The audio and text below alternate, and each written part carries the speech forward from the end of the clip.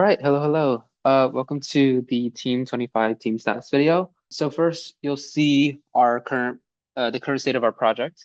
So our website is called FoodFlip, and so here is our landing page.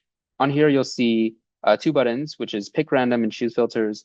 If you pick random, it'll get you a random restaurant.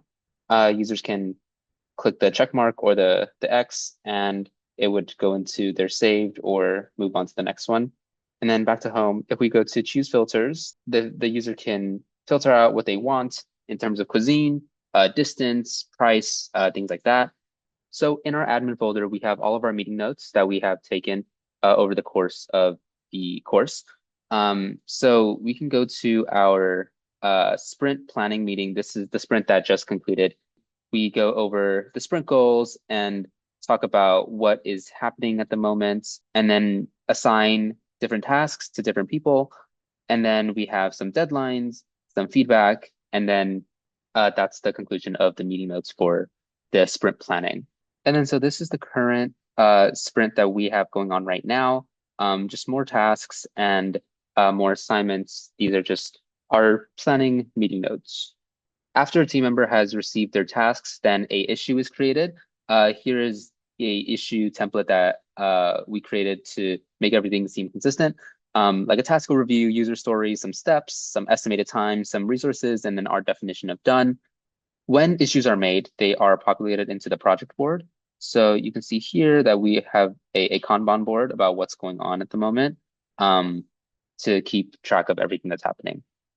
After someone is done with their tasks, then they create a pull request.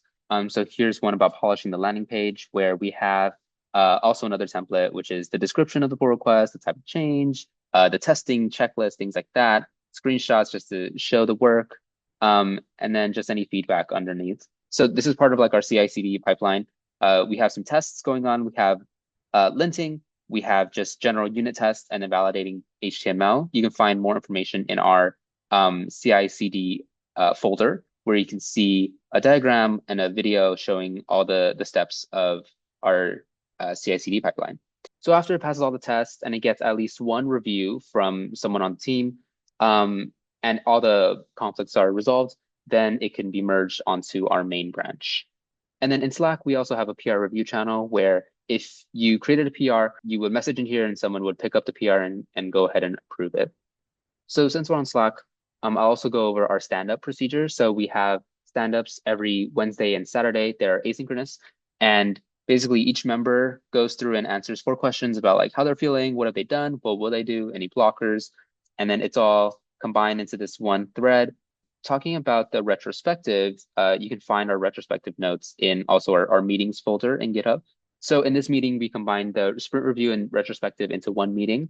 And you can see we have some announcements, talk about the goals, talk about what actually got completed, and then everyone gives their update on what they think, what was completed, any blockers, any thoughts, things like that. For the retrospective section, we're using a Miro board and using the Mad, Sad, Glad template. And so everyone is able to give their feedback, and then we can read through them and create an action plan at the bottom.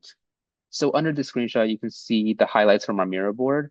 The main thing is the blockers or issues that we gathered from the Miro board. So things like a lack of communication between the two teams that we have, the designers and then the developers. Another problem was that there was too many platforms being used. So in this next sprint, we're going to try to limit that. And then lastly was inconsistent and vague task descriptions. Sometimes developers felt like the tasks were too vague or like they didn't know what they really needed to do. So that was also something that we are looking to improve this upcoming sprint. We are focusing on the filters page and the collections page. So the filters page, focusing on the form flow, and then also in the collections page, just how things look. How do we want the cards to be laid out for the user? And so after this sprint, we should have something on the collections page and also a better working filters page, an actual functional filters page. And yeah, so that's about it. Thank you so much.